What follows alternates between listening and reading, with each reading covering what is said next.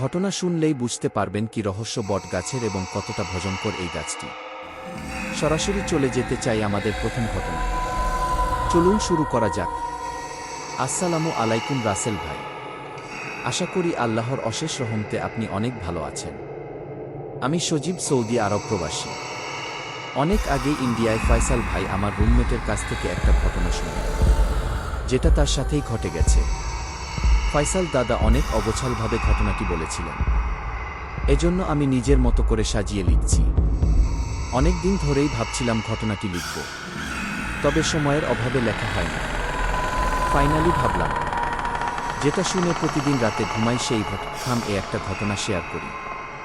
যেই ভাবা সেই কাজ, অবশেষে লিখতে বসলাম। পর্ব ১। ঘটনাটা ১৯৯৮-৯৯ এই সময়ের ভেতরে ঘটে যাওয়া। ইন্ডিয়ার উত্তরপ্রদেশের মুরাদাবাদ জেলার অজস্র গাছগাছালিতে ঢাকা একটি অচেনা গ্রাম চাঁদপুর। শহর থেকে দূরে, আধুনিকতার ছোঁয়া থেকে বঞ্চিত চাঁদপুর ছিল এক রহস্যময় স্বর্গ। গ্রামটি যতটা শান্তিপূর্ণ ততটাই গভীর ছিল তার রহস্য। প্রতিটি সন্ধ্যায় থেকে যায় একটি বটগাছ, যার নিচে আজও কেউ সন্ধ্যায় পা রাখে না। এই বট গাছকে বলা হয় ছায়ার গাছ। কথিত আছে একসময় সেখানে এক মেয়েকে হত্যা করে ঝুলিয়ে রাখা হয়েছিল। তারপর থেকে সেখানে অদ্ভুত সব ঘটনা ঘটে। কেউ বলে ছায়ার গন্ধ, কেউ বলে প্রতিটি সন্ধ্যায় গাছের নিচ থেকে ফিসফিসানি শোনা যায়। স্থানীয়রা জানে বট গাছটা শুধু গাছ না, ওটা একটা তার অন্য জগতের পর্বত। ২-৪ বন্ধু ফয়সাল, সবুজ, মাহিন, রবিউল, ওরা চাঁদপুরেরই সন্তান। ছোটবেলা থেকে একসাথে বড় হওয়া। ফয়সাল ছিল দলনেতা, সাহসী, কিছুটা একগুঁয়ে, রহস্যপ্রিয়। সবুজ ছিল একটু ভীতু, সবসময় অন্যদের কথায় চলত। মাহিন হাসি খুশি, সবকিছুর মধ্যে মজা খুঁজে। আর রবিউল ছিল শান্ত, গভীর চিন্তাভাবনায় ডুবে থাকা এক অদ্ভুত কিশোর। এক শীতের সন্ধ্যায় বিদ্যুৎ চলে গেলে ৪ বন্ধু বের হয় গ্রামের বাইরের রাস্তায়। কথায় আছে অতি কৌতূহল নাকি বিপদ ডেকে আনে। তাদের সাথেও সেদিন তাই হয়েছিল। সেদিন ফয়সাল দাদা হঠাৎ করেই বলে, চল বট গাছটার দিক থেকে ঘুরে আসি। সবুজ বলে, না, গাছটার নিচে সন্ধ্যা হলে কেউ যায় না। বড়রা যেহেতু যায় না, ওদিকে যাওয়া ঠিক হবে না। মাহিন তখন সবুজকে বলে, ধুর, এগুলো সব মিথ্যে কথা, গ্রামের মুরব্বিদের কাছে শোনা। আজকে চল প্রমাণ করে দেই সব মিথ্যা। বানোয়ার ছোট টর্চ লাইটের আলো হাতে তারা বট গাছের দিকে এগোয়। এরপর তারা বট গাছটা নিচে গিয়ে কিছুটা সময় বসে থাকে। ৩-০ থেকে ৪-০ মিনিট পরে ফয়সাল দাদা বলে, কই, কি হলো? আমরা তো এত সময় ধরে বসে আছি, কিছু তো হলো না। বুঝলি তো, এগুলো সব মিথ্যে। বানোয়ার তখন মাহিন জোরে জোরে চিৎকার করল, কিরে, কে কোথায় আছিস? সামনে আয়। এই বলে তার বন্ধু জোরে জোরে হাসতে লাগল। এর কিছু সময় পরে সবুজ বলল, চল ফিরে যাই, রাত হয়ে যাচ্ছে।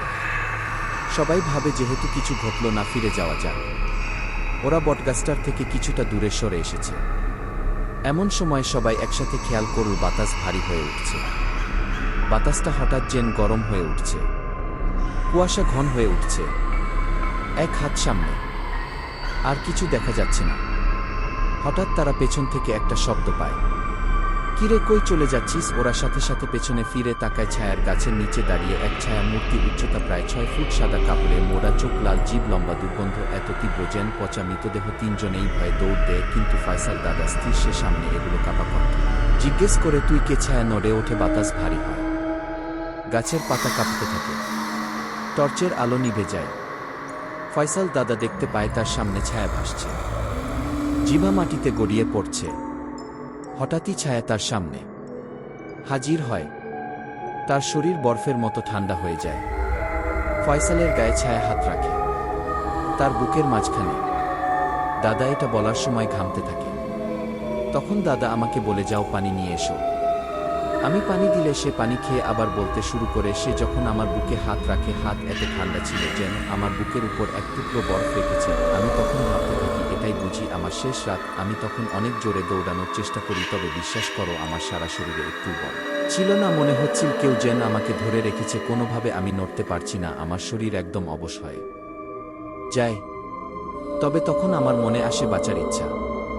আমি জোরে জোরে আল্লাহর নাম নিতে থাকি এবং জীবনে যত সূরা শিখেছি সব পড়তে থাকি। এতটুকুই মনে আছে। এরপরে আমি জ্ঞান হারিয়ে ফেলি। পরের দিন সন্ধ্যায় আমার জ্ঞান ফিরে। আমি দেখি গ্রামের মসজিদের ইমাম আমার পাশে বসে আছেন।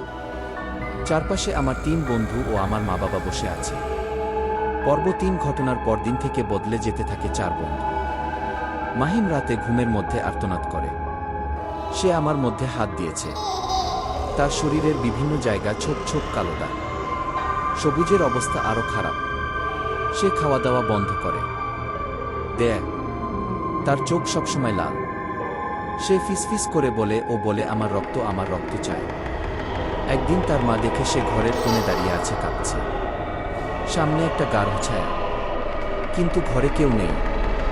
রবিউল নিজের শরীর কেটে কেটে লিখেছে অজানা চিহ্ন। সে বলে ওর নাম আমি জানি, কিন্তু বললে ও আসবে। একদিন সে নিখোঁজ হয়। তাকে পাওয়া যায় ছায়ার গাছের নিচে অজ্ঞান অবস্থায়, গায়ে লাল রং দিয়ে আঁকা অস্পষ্ট চিহ্ন। ফয়সাল সবচেয়ে ভয়ানক স্বপ্ন দেখতে থাকে। সে দেখে ছায়া তার ঘরে ঢুকেছে। ছায়াটি কথা বলে না, শুধু জিভ দিয়ে দরজার নিচ দিয়ে কালি ছড়ায়। তার ঘরের দেয়ালে সে দেখতে পায় প্রতিদিন নতুন অক্ষর লেখা হচ্ছে, আমি এসেছি। পর্বচার পরিবারগুলো নানা কবিরাজ ডাকে। প্রথমে আসেন মাওলানা রফিক। তিনি কয়েকটি তাবিজ দেন, কিছু দোয়া পড়ে। পরদিন মাওলানা তার মেয়েকে মৃত অবস্থায় পান বটগাছের নিচে। সেই শোকে মাওলানা পাগল হয়ে যান।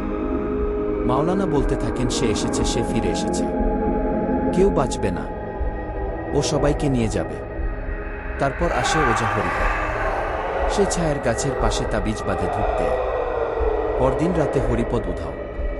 তার মৃতদেহ পাওয়া যায় গাছের উপরে ঝুলন্ত, চোখ উপরানো, গায়ে গালি। গ্রামের মানুষ আতঙ্কিত। এই ঘটনার পরে আর কোনো কবিরাজ ওদের 4 বন্ধুর চিকিৎসার জন্য আসতে চায় না। এরপরে গ্রামের বাইরে থেকে কবিরাজ নিয়ে আসা হয় এক এক করে। আরও 5 জন কবিরাজ আসে। কেউ সুরা পড়ে, কেউ আগুনের তেল ছিটায়, কেউ জিনবন্দি করার চেষ্টা করে, কিন্তু প্রত্যেকেই ব্যর্থ। পর্ব 5 জিনের রাজত্ব। ছায়া এবার গ্রামে প্রবেশ করে। সন্ধ্যার পর বাড়ির দরজা জানালায় টোকা পড়ে।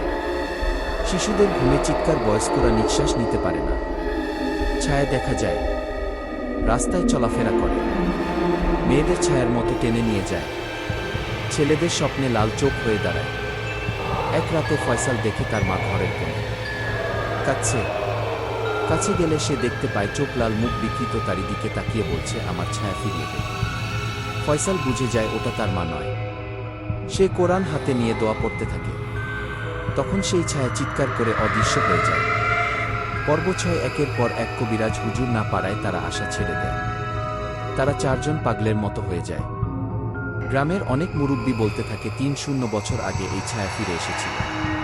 তখন কিছু যুবককে নিয়ে গিয়েছিল, এখন এদেরকে নিয়ে যাবে।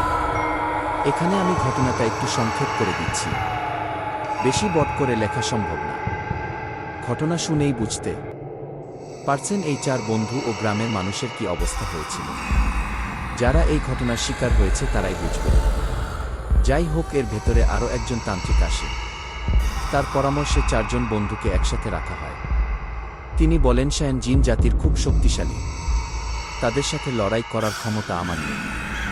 তবে আপনারা 5 ওয়াক্ত নামাজ পড়েন, ঈশ্বরকে ডাকেন, তিনি পারবেন এই অবস্থা থেকে গ্রামবাসীকে বাঁচাতে। এরপর শুরু হয় 4 বন্ধু ও গ্রামবাসীর বাঁচার মহা লড়াই। ওই গ্রামের সবাই তখন নামাজ পড়তে থাকে। সন্ধ্যায় কোরআন পাঠ।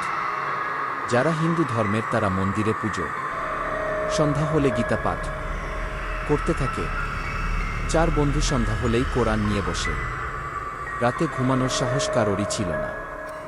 ফয়সাল দাদা বলেছিল ওরা যখন কোরআন পাঠ করত বাইরে থেকে আওয়াজ আসত তাহাজ্জুদের নামাজে আল্লাহর কাছে কাঁদতে থাকত, আল্লাহ আমাদের মুক্তি দাও।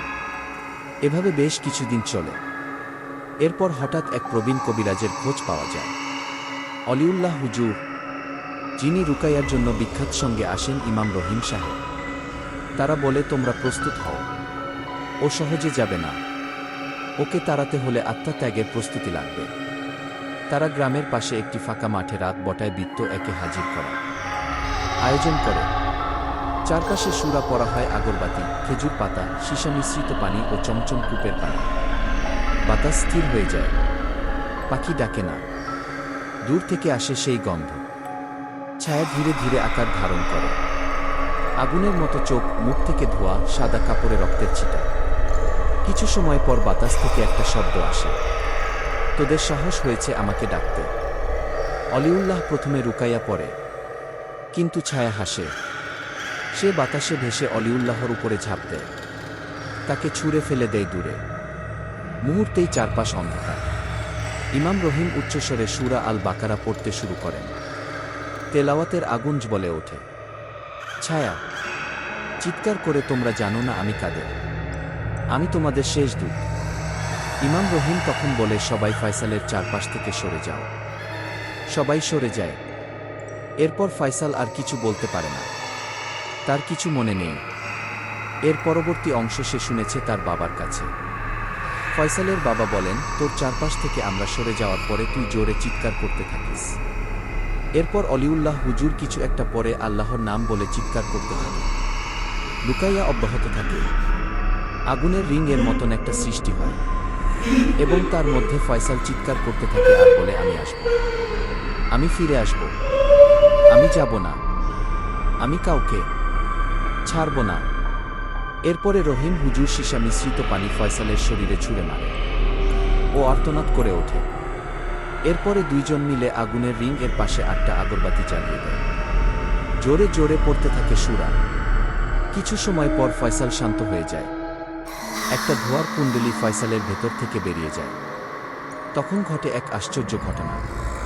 ধোঁয়ার কুণ্ডলী থেকে বের হয়ে আসে একটা সাদা মানব। হুজুর কিছু একটা পড়ে জমজম কূপের পানির মধ্যে ফু দেন। পিশাচটার উপরে ছড়িয়ে দিলেই মুহূর্তে সে ঝড় হয়ে বাতাসের সাথে মিলিয়ে যায়। চিৎকার করে বলে, আমি আবার আসব। রহিম হুজুরের গলায় একটা দাগ হয় যায়। অলিউল্লাহ হুজুর বলে, ওকে নিঃশেষ করতে পারিনি, ওর ছায়া গ্রাম ও তোমাদের মুক্তি দিয়েছে, তোমাদের স্মৃতি থেকে নয়। এরপরে হুজুর ফয়সাল দাদা এবং তার 3 বন্ধুকে তাবিজ দেয় এবং বলে, যতদিন বেঁচে থাকবা তাবিজ খুলবে না। এখনও তাদের কাছে সেই তাবিজ রয়েছে, যেটার ছবি আপনারা চাইলেই দেব। পর্বসাদ ফিরে পাওয়া নাকি শুধু সময়। গ্রাম ধীরে ধীরে স্বাভাবিক হয়। কিছু ছায়ার স্মৃতি থেকে যায়।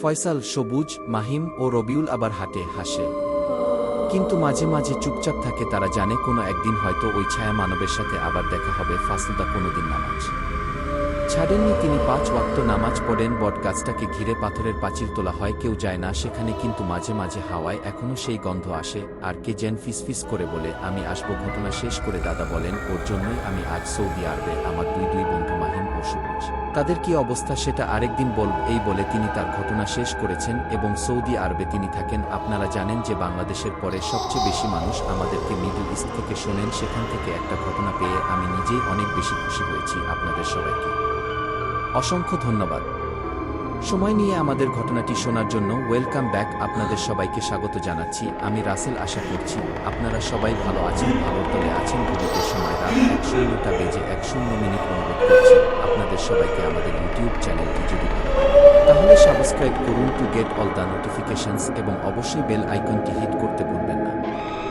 সেই সাথে আমাদের কমেন্ট করতে ভুলবেন না এবং আপনাদের যদি ঘটনা ভালো লাগে তাহলে লাইক বাটনটি প্রেস করতে ভুলবেন না। আমরা চলে যাব আমাদের পরের ঘটনা। সামনে কোরবানির ঈদ আসছে, খুব বেশি দেরি নেই, আর হয় 1 মাস। এজন্য আমাদের প্রচুর ঘটনা দরকার। সেজন্য আপনারা ঘটনা পাঠান আমাদের মেল। আমরা রেগুলার চেষ্টা করছি আপনাদের পছন্দমতো ঘটনা পরিবেশন করার। জানি না কতটুকু পারছি, কিন্তু আমাদের চেষ্টার জায়গা থেকে আমরা 100% চেষ্টা করছি। আপনারা সবাই এত রাত জেগে যে আমাদের শুনছেন, বৃহস্পতিবার শুনেন, শুক্রবার শুনেন, আজকে রবিবারে আবার শুরু করলাম যেখানে সেটা শুনছেন। এজন্য আমরা অভিভূত। আমি জানি যে অনেকে এখন শুনছেন, অনেকে হয়তো পরে শুনবেন। যাই হোক, আমি দেখতে পাচ্ছি যে অনেকে আমাদের কাকতারুয়া পার্ট 2 চেয়েছেন। আমি কি করতে পারি জানি না। আমি তো ফকির জিন চাইলাম, তখন ফকির জিন পেলাম এবং ফকির জিনই আপনাদের শোনালাম। কাকতারুয়া যিনি লিখেছেন তিনি যদি পার্ট 2 দেন, আদৌ কাকতারুয়ার পার্ট 2 আর আছে কিনা আমার জানা নেই, কিন্তু আমি আপনাদের পক্ষ থেকে জানিয়ে দিলাম সেটা আমাদেরকে কার্টুন ভিডিও তিনি পাঠিয়েছেন এই কমেন্টে। এছাড়াও দেখতে পাচ্ছি আলামিন আমাদের সাথে আছেন এবং তিনি এবং তার ওয়াইফ অনেক দিন ধরে আমাদের শুনছেন এবং ঘটনা কিভাবে পাঠাবেন বুঝতে পারছেন না। ঘটনা পাঠাতে হলে আমাদের ইমেইল করে ঘটনা পাঠাবেন মেইল অ্যাড্রেসে। আর যদি একমাত্র তখনই কার্যকর হবে যখন সে নিজেকে পুরোপুরি হারিয়ে ফেলবে। অমিতা ক্রুদ্ধ হয়ে তার হাতে একটি কালো রশি আছড়ে মারল। রাহুলের শরীর ভীষণভাবে কাঁপছিল, কিন্তু সে পেছনে ফিরে যায়নি। সে যেন অন্ধকারের মধ্যে আলোর মতো চমকাতে চাচ্ছিল। রাহুল বলল, তুমি জানো না আমি কিভাবে তোমাকে পরাস্ত করতে পারি। তার কণ্ঠে দ্বিধা ছিল। তুমি যতই শক্তিশালী হও, শেষ পর্যন্ত তোমার পতন ঘটবে। অমিতার চোখ গাঢ় লালচে হয়ে উঠেছিল এবং তার চারপাশে এক ভয়াবহ কালো অন্ধকারে ছড়িয়ে পড়েছিল। সে এক অসীম শক্তির দ্বারা রাহুলকে আক্রমণ করতে চেয়েছিল, কিন্তু রাহুল মন্ত্রটি আরও জোরে পড়তে থাকল। এক পর্যায়ে চারপাশের অন্ধকারে এক বিশাল আলো ছড়িয়ে পড়ল। অমিতা সহ্য করতে পারল না, তার শক্তি শেষ হতে চলেছিল। রাহুলের মন্ত্র তার আলো তীব্র হয়ে উঠছে। এক মুহূর্তের জন্য মন্দিরের দেয়ালগুলি ভেঙে পড়ল এবং অমিতা পুরোপুরি অদৃশ্য হয়ে গেল। রাহুল যখন মন্দিরের ভেতরে তাকালো তখন চারপাশে শীতলতা বিরাজ করছে। অমিতার শক্তি সম্পূর্ণরূপে নিঃশেষ হয়ে গেছে, কিন্তু তার এই জয় কোনো সহজ জয় ছিল না।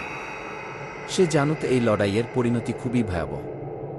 মন্দির থেকে বেরিয়ে এসে রাহুলের মনে একটি প্রশ্ন ছিল, যতটা সে অমিতাকে পরাস্ত করেছিল ততটা কি সে নিজেকে রক্ষা করতে পেরেছে?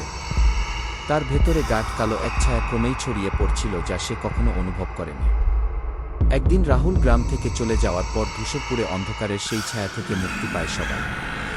তবে তার ভেতরে একটি প্রশ্ন রয়ে গেল, এই জয় কি আসলেই জয়ের মতো ছিল, অথবা অমিতার কালো শক্তি এখনও কোথাও অচিহ্নিত অবস্থায় বিরাজমান নয় কি?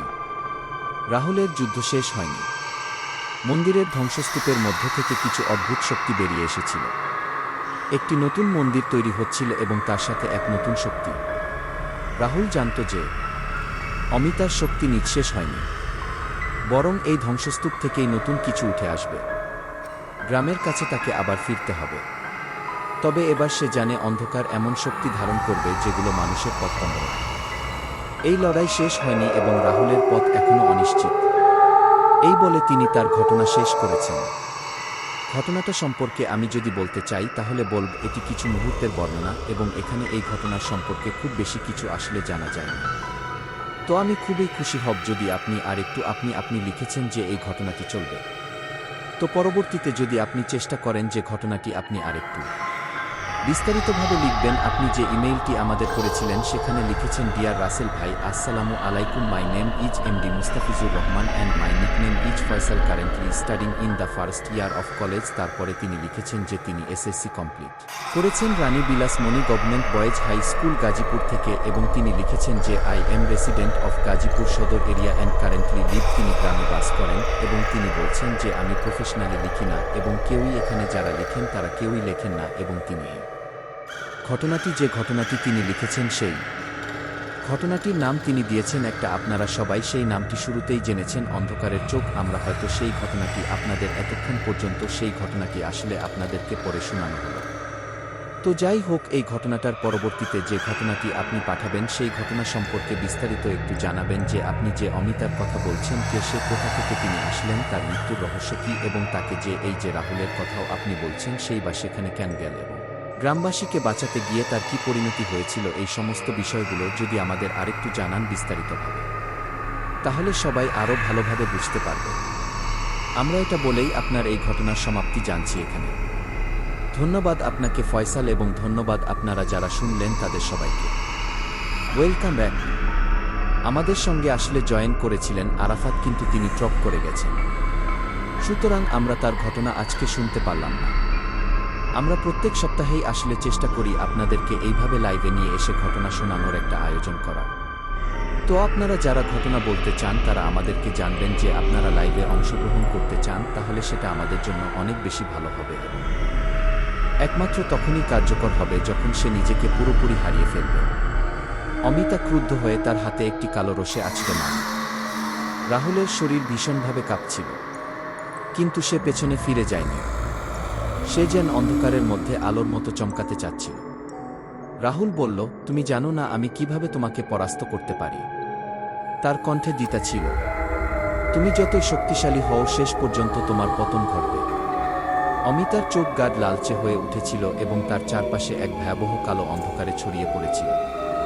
সে এক অসীম শক্তির দ্বারা রাহুলকে আক্রমণ করতে চেয়েছিল, কিন্তু রাহুল মন্ত্রটি আরও জোরে পড়তে থাকল। এক পর্যায়ে চারপাশের অন্ধকারে এক বিশাল আলো ছড়িয়ে পড়ল। অমিতার সহ্য করতে পারল না, তার শক্তি শেষ হতে চলেছিল। রাহুলের মন্ত্র তার আলো তীব্র হয়ে উঠছে। এক মুহূর্তের জন্য মন্দিরের দেয়ালগুলি ভেঙে পড়ল এবং অমিতা পুরোপুরি অদৃশ্য হয়ে গেল। রাহুল যখন মন্দিরের ভেতরে তাকালো তখন চারপাশে শীতলতা বিরাজ করছে। অমিতার শক্তি সম্পূর্ণরূপে নিঃশেষ হয়ে গেছে, কিন্তু তার এই জয় কোনো সহজ জয় ছিল না। সে জানত এই লড়াইয়ের পরিণতি খুবই ভয়াবহ। মন্দির থেকে বেরিয়ে এসে রাহুলের মনে একটি প্রশ্ন ছিল, যতটা সে অমিতাকে পরাস্ত করেছিল ততটা কি সে নিজেকে রক্ষা করতে পেরেছে? তার ভেতরে গাঢ় কালো এক ছায়া ক্রমেই ছড়িয়ে পড়ছিল যা সে কখনো অনুভব করেনি। একদিন রাহুল গ্রাম থেকে চলে যাওয়ার পর ধূসরপুরে অন্ধকারের সেই ছায়া থেকে মুক্তি পায় সবাই। তবে তার ভেতরে একটি প্রশ্ন রয়ে গেল, এই জয় কি আসলেই জয়ের মতো ছিল, অথবা অমিতার কালো শক্তি এখনও কোথাও অচিহ্নিত অবস্থায় বিরাজমান নয় কি? রাহুলের যুদ্ধ শেষ হয়নি। মন্দিরের ধ্বংসস্তূপের মধ্য থেকে কিছু অদ্ভুত শক্তি বেরিয়ে এসেছিল। একটি নতুন মন্দির তৈরি হচ্ছিল এবং তার সাথে এক নতুন শক্তি। রাহুল জানত যে অমিতার শক্তি নিঃশেষ হয়নি, বরং এই ধ্বংসস্তূপ থেকেই নতুন কিছু উঠে আসবে। গ্রামের কাছে তাকে আবার ফিরতে হবে। তবে এবার সে জানে অন্ধকার এমন শক্তি ধারণ করবে যেগুলো মানুষের পথগম্য নয়। এই লড়াই শেষ হয়নি এবং রাহুলের পথ এখনও অনিশ্চিত। এই বলে তিনি তার ঘটনা শেষ করেছেন। ঘটনাটা সম্পর্কে আমি যদি বলতে চাই তাহলে বলব, এটি কিছু মুহূর্তের বর্ণনা এবং এখানে এই ঘটনার সম্পর্কে খুব বেশি কিছু আসলে জানা যায়নি। তো আমি খুবই খুশি হব যদি আপনি লিখেছেন যে এই ঘটনাটি চলবে। তো পরবর্তীতে যদি আপনি চেষ্টা করেন যে ঘটনাটি আপনি বিস্তারিতভাবে লিখবেন। আপনি যে ইমেইলটি আমাদের করেছিলেন সেখানে লিখেছেন, ডিয়ার রাসেল ভাই, আসসালামু আলাইকুম, my name is MD Mustafizur Rahman and my nickname is Faisal, currently studying in the first year of college. তারপরে তিনি লিখেছেন যে তিনি এসএসসি কমপ্লিট করেছেন Rani Bilasmoni government boys high school Gazipur থেকে, এবং তিনি লিখেছেন যে I am resident of Gazipur Sadar area and currently leave. তিনি গ্রামে বাস করেন এবং তিনি বলছেন যে আমি প্রফেশনালি লিখি না এবং কেউই এখানে যারা লিখেন তারা কেউই লেখেন না, এবং যে ঘটনাটি তিনি লিখেছেন সেই ঘটনাটির নাম তিনি দিয়েছেন একটা, আপনারা সবাই সেই নামটি শুরুতেই জেনেছেন, অন্ধকারের চোখ। আমরা হয়তো সেই ঘটনাটি আপনাদের এতক্ষণ পর্যন্ত সেই ঘটনাটি আসলে আপনাদেরকে পড়ে শোনানো। তো যাই হোক, এই ঘটনাটার পরবর্তীতে যে ঘটনাটি আপনি পাঠাবেন সেই ঘটনা সম্পর্কে বিস্তারিত একটু জানাবেন, যে আপনি যে অমিতার কথা বলছেন, কে সে, কোথা থেকে তিনি আসলেন, তার মৃত্যুর রহস্য কী, এবং তাকে যে এই যে রাহুলের কথাও আপনি বলছেন সেই বা সেখানে কেন গেল, গ্রামবাসীকে বাঁচাতে গিয়ে তার কী পরিণতি হয়েছিল, এই সমস্ত বিষয়গুলো যদি আমাদের আরেকটু জানান বিস্তারিতভাবে, তাহলে সবাই আরও ভালোভাবে বুঝতে পারবে। আমরা এটা বলেই আপনার এই ঘটনার সমাপ্তি জানছি এখানে। ধন্যবাদ আপনাকে ফয়সাল, এবং ধন্যবাদ আপনারা যারা শুনলেন তাদের সবাইকে। Welcome back. আমাদের সঙ্গে আসলে জয়েন করেছিলেন আরাফাত, কিন্তু তিনি ড্রপ করে গেছেন, সুতরাং আমরা তার ঘটনা আজকে শুনতে পারলাম না। আমরা প্রত্যেক সপ্তাহেই আসলে চেষ্টা করি আপনাদেরকে এইভাবে লাইভে নিয়ে এসে ঘটনা শোনানোর একটা আয়োজন করা। তো আপনারা যারা ঘটনা বলতে চান তারা আমাদেরকে জানবেন যে আপনারা লাইভে অংশগ্রহণ করতে চান, তাহলে সেটা আমাদের জন্য অনেক বেশি ভালো হবে। এবং আপনারা যদি লাইভে এসে ঘটনা শোনাতে চান তাহলে আমাদের কোনো আপত্তি নেই।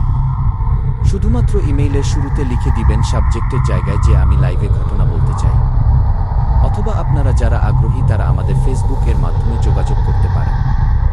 আমাদের সাথে থাকার জন্য অনেক ধন্যবাদ, এবং আমাদের ইউটিউব চ্যানেলটি যারা এখনও সাবস্ক্রাইব করেননি তারা সাবস্ক্রাইব করুন, বেল আইকনটি প্রেস করুন, এবং যদি আমাদের ঘটনা ভালো লাগে তাহলে লাইক, কমেন্ট এবং শেয়ার করতে ভুলবেন না। আজকের মতো এখানেই বিদায় নেব।